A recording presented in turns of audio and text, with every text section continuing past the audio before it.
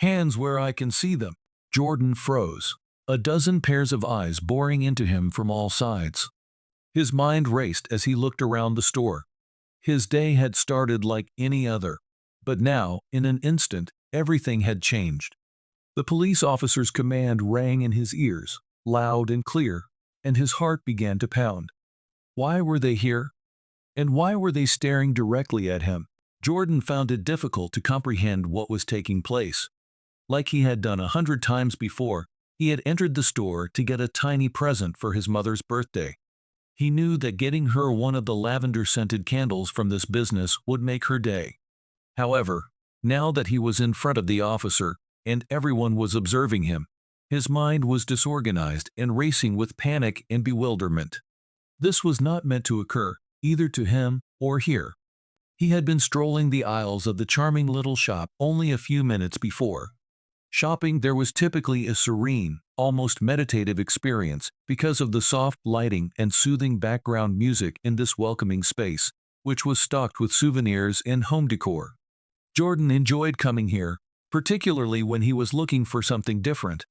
However, he couldn't get rid of the uneasy feeling he had while browsing.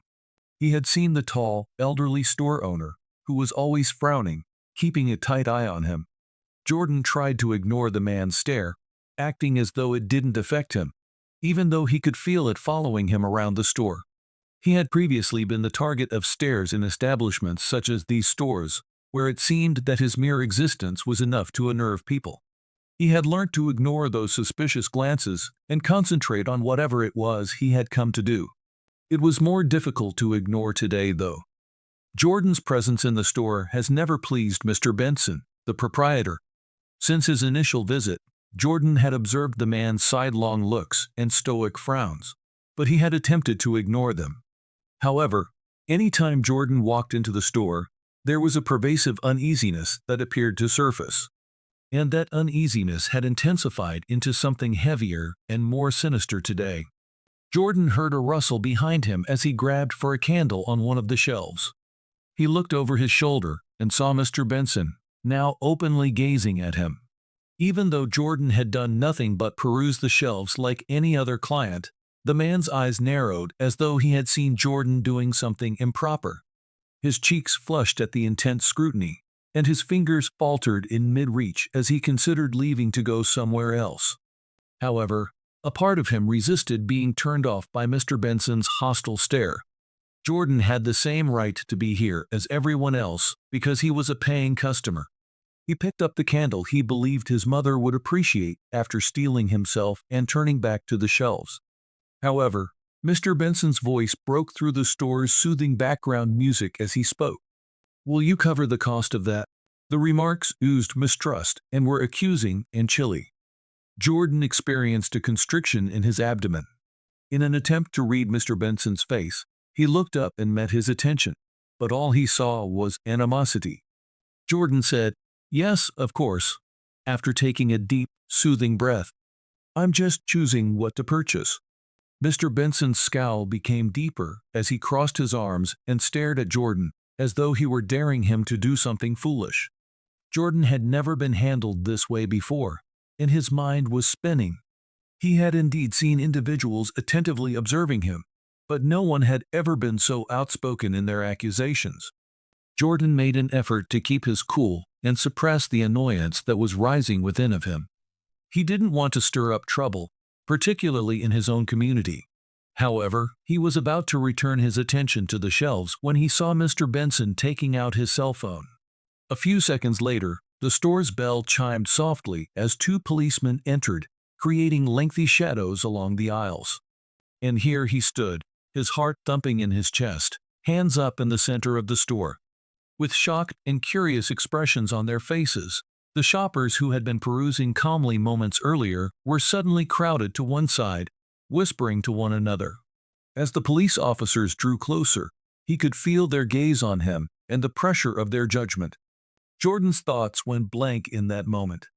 How could he demonstrate that he had done nothing wrong? He was still simply gazing. He hadn't even left the store with the item. He inhaled deeply as the officers drew closer, the gravity of the situation bearing down on him more forcefully than before. Even as he felt the intensity of the officer's gaze, reflecting the severe judgment in Mr. Benson's eyes, he sought to calm himself by assuring himself that he had done nothing wrong. The tension in the room was evident as the audience watched Jordan get ready to defend his actions and explain himself in response to an unexpected charge. How would this turn out for him was the question that hung heavily in the air. Jordan felt the weight of the policeman's focused stares on him as he raised his hands higher, his heart racing. Mr. Benson, the store owner, was standing close by, his arms folded and his face fixed in a victorious scowl. Jordan found it hard to believe what was taking place. He was just shopping, like any other client, and he had done nothing wrong. However, he found himself in the middle of a scene that he had never dreamed up for himself. Among the officers, one moved forward, his face grim. "We got a call regarding a potential theft," he stated in a composed yet commanding tone. "According to the owner, he witnessed you attempting to steal things without paying. Is that accurate?" "No, sir," Jordan said, shaking his head and straining to maintain a steady voice. "Nothing has been taken by me. All I could see were the candles." He looked at the shelf where the lavender candle was still sitting, unopened, and said, "I haven't even gone to the register yet." With a brief pause in his voice, he said, "It's right there," pointing to it. "Nothing was taken by me." Mr. Benson interrupted him by moving forward. With an accusing tone in his voice, he insisted, "I saw you, boy. I am aware of your personality type. I've seen enough to know what you're actually up to, but you come in here and pretend to be simply looking. You believe that no one will notice if you simply leave with something?" The words struck Jordan like a punch, twisting his stomach. "My kind?" he repeated, attempting to remain calm. Even though Mr. Benson didn't state it directly, he understood exactly what he meant. It was a serious, silent charge, full with presumptions Jordan was all too familiar with. Being evaluated in this way hurt, especially because he had done nothing wrong at all. The second officer seemed to take up the tension that pervaded the air as he looked between Jordan and Mr. Benson. With a little more sympathetic tone, he addressed Jordan, saying, "Sir, could you show us what you were planning to buy?" Jordan nodded, appreciating the opportunity to establish his innocence. He picked up the lavender candle he had been eyeing before all of this began after taking a leisurely stroll to the shelf. He turned to the officer, holding it gently, and spoke in a forceful yet calm voice. He declared, "This is all I wanted. My mom's birthday is the reason." The officer glanced to Mr. Benson as a glimmer of uncertainty appeared on his face. "Did you witness him try to flee without paying, or really put it in his pocket?" he inquired, sounding doubtful now. Mr. Benson paused, obviously taken aback by the inquiry. His frown deepened as he murmured, "Well, no, not exactly. However, I'm aware that he was going to. I simply know." Jordan gripped the candle tightly as a wave of rage surged through him. Here he was, in front of everyone, his motives miscalculated, his reputation called into question, all on the basis of a naive assumption. He was fed up with being condemned and viewed as guilty based only on the biases of others. The officer's eyebrows knitted together as though he were piecing things together as he glanced between Jordan and Mr. Benson. However, Mr. Benson straightened and crossed his arms more tightly across his chest, determined to keep his stance.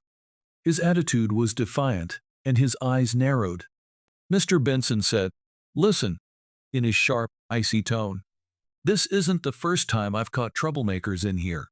This shop is my livelihood, and I don't take kindly to people who think they can stroll in and steal from me." As Mr. Benson's voice reverberated throughout the store, loud enough for everyone to hear, Jordan had a twinge of embarrassment and annoyance. With a mixture of interest and disapproval on their faces, shoppers saw the interaction, some of them muttering to one another. Jordan tightened his fists, fighting to control his feelings. He wanted to yell and tell Mr. Benson that he had done nothing wrong, but he knew that would not make him change his mind. A woman who had been perusing the aisle beside Jordan, one of the onlookers, raised her voice. "I was close to him when he was examining the candles," she stated in a composed yet strong tone. "He wasn't acting in an unusual way. He was merely selecting something. Mr. Benson gave her a chilly stare. You may not understand how these things work, ma'am, but I've been running this business long enough to recognize a thief. I noticed the expression in his eyes. He wasn't going to pay for that candle. Jordan's jaw tightened as he at last managed to speak. Mister, I entered here just like any other consumer, Benson. He spoke calmly yet angrily. I haven't done anything to deserve this. I'm not here to cause trouble just because you believe you know my type. This is not how I should be handled. Mr. Benson stepped forward, looming above Jordan, his expression hardening. Watch what you say, boy. You have no authority to dictate to me what is good or wrong. I don't need somebody to come in and cause trouble because I run a good business here. Clearly attempting to recover control of the situation, one of the officers cleared his throat. He looked sharply at Mr. Benson and said, All right, let's all step back and calm down. Would it be okay with you, Jordan, if we looked into any pockets or bags to make sure? Jordan paused. Even though he had done nothing wrong, it seemed insulting to be forced to prove it. He looked at the cops and nodded slowly, raising his hands a little. With a firm yet defiant tone, he answered, I have nothing to hide. The officer nodded respectfully at him for a moment. He moved with professionalism and deference as he meticulously examined Jordan's pockets and luggage, making it obvious that he wasn't presuming Jordan was guilty. When Jordan realized this, a tiny sigh of comfort passed through his chest. The cop straightened after a while, shaking his head and glancing at his colleague. Nothing is present here. The phrase, he hasn't taken anything, lingered in the air, changing the mood of the shop. The victorious gleam in Mr. Benson's eyes swiftly vanished, and his face turned pale. Jordan suppressed his emotions, but he couldn't help but feel a wave of satisfaction. He just wanted this horror to be over, not to gloat. However, Mr. Benson doubled down because he was hesitant to acknowledge his mistake. While looking at Jordan, he whispered, Perhaps he hasn't had a chance to take anything yet. I see people like him all the time in here, acting naive until they believe no one is looking. I know his type. My birth was not yesterday. Now clearly annoyed, the officer let out a groan. We have confirmed that Jordan hasn't taken anything, sir. Your assertion is unsupported by any evidence. He paused and gave Jordan a pitying glance. We can't detain him based on assumptions. You can leave, Jordan. I apologize for the inconvenience. Jordan's face lit up with relief, and he let out a leisurely breath as the stress of the situation finally subsided. However, he wasn't quite prepared to let things go the way Mr. Benson wanted them to. He turned to face the store owner, his face composed but forceful. Jordan's words were calm yet profound. You should reconsider before accusing someone like that. You don't get to treat people like criminals just because you think you know them, and not everyone is out to get you. Mr. Benson appeared unwilling to acknowledge his error as his face reddened and his frown deepened as he turned his head away. Jordan acted without waiting for an answer. Feeling the encouraging looks of a few onlookers, he turned and headed for the exit. The chilly air greeted him as he stepped outside, giving him a fresh sense of confidence and clarity. Even though the experience still hurt, he knew he had stood his ground, and Mr. Benson would never be able to take that away from him. Jordan inhaled deeply as he left the store in an attempt to release the stress that had accumulated within him. It was a breath of fresh air, and for a second he let himself experience a tiny triumph. It was no minor accomplishment that he had defended himself, but the humiliation and rage from the altercation hung over them like a dark cloud. Jordan strolled slowly in the direction of the park nearby, where he frequently went to decompress. He heard families having picnics on the grass, friends conversing beneath the trees, and kids laughing and playing on the swings as he entered the park. The lively environment stood in stark contrast to the stressful experience he had just had. Jordan took out his phone when he was sitting on a seat, because he wanted to tell his best friend Malik what had transpired. His fingers darted over the screen as he swiftly wrote out the information. With a mixture of relief and annoyance, he hit send. You won't believe what just happened at the store. I got accused of stealing a candle. Can you believe it? What? That's crazy. You didn't do anything wrong, right? You should report him, was Malik's nearly immediate response. Jordan scowled at the idea. I'm not sure. All I want to do is go on. Dealing with folks who believe they can judge me without knowing me is getting old to me. Comprehensible. It's still not acceptable, though. Karma has a tendency of working itself out, so keep that in mind, Malik said. Feeling the weight of his friend's comments, Jordan let out a sigh. In addition to believing in karma, he thought it was critical to confront injustice when it occurred. After some time, he made the decision to go for a walk in the park in order to decompress. Mr. Benson, meanwhile, was pacing behind the counter at the business, fuming with shame and rage. He was shocked by what Jordan had done. His blood boiled as customers kept perusing the store. How dare that child speak to him in such a manner? He was quite entitled to defend his company. At that moment, a group of adolescents entered the store while the bell above the door jingled. They appeared to be up to no good and were noisy and laughing. Mr. Benson regarded them with narrowed eyes. They were the same bunch of adolescents who had previously caused trouble in his store, so they weren't just any teens. He thought right away that they were there to cause problems once more. Hey, all of you, he yelled, attempting to take command. What are you doing in here, in your opinion? Today, I don't want any foolishness. As their laughter subsided, the youngsters looked at one another. One of them moved forward, a tall boy wearing colorful sneakers. Calm down, dude. With his hands raised as though in surrender, he remarked, We just came to look around. Don't be impolite. Mr. Benson became flushed. I have no faith in you. You're not welcome here. I've seen your type before. Jordan heard the noise and, suspecting something was amiss, hesitated as he had just returned to the park gate. He made the decision to approach the store in the hopes of catching a sight of what was going on, because he was curious. The teenagers inside were becoming irritated with Mr. Benson's severe demeanor. Why are you acting in this manner? Another girl's voice rose as she asked. We're merely perusing. You need not pretend that we are all criminals. Mr. Benson became irate. I have every right to keep troublemakers out of my store. Leave if you are not here to make a purchase.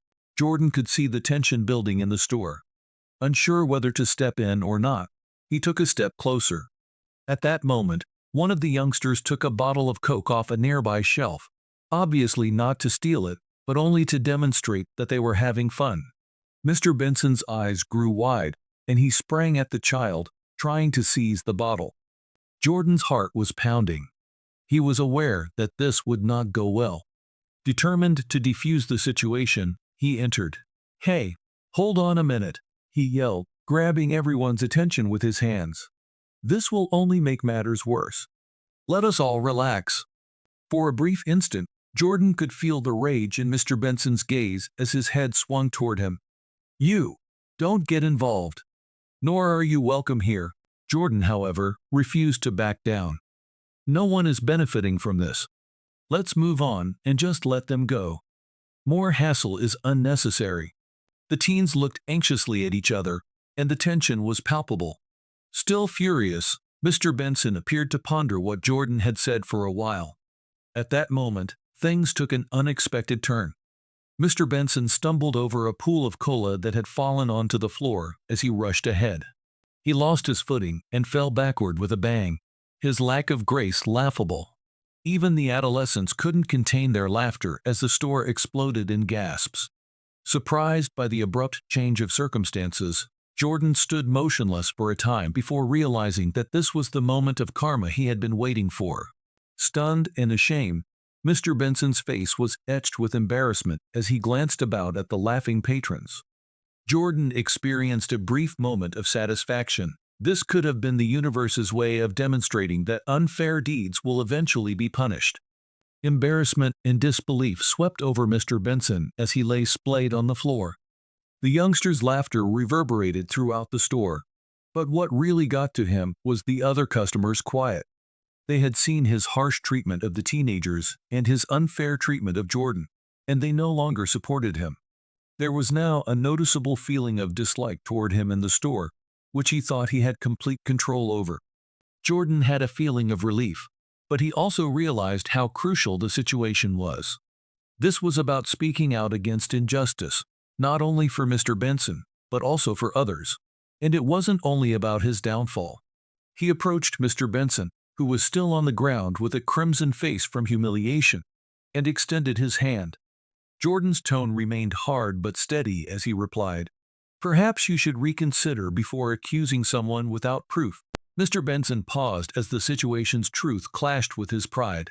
Taking Jordan's hand, he raised himself up while lowering his eyes to the floor. There was an unpleasant hush in the store as the laughing subsided. His voice was hardly heard as he said, "I'm sorry.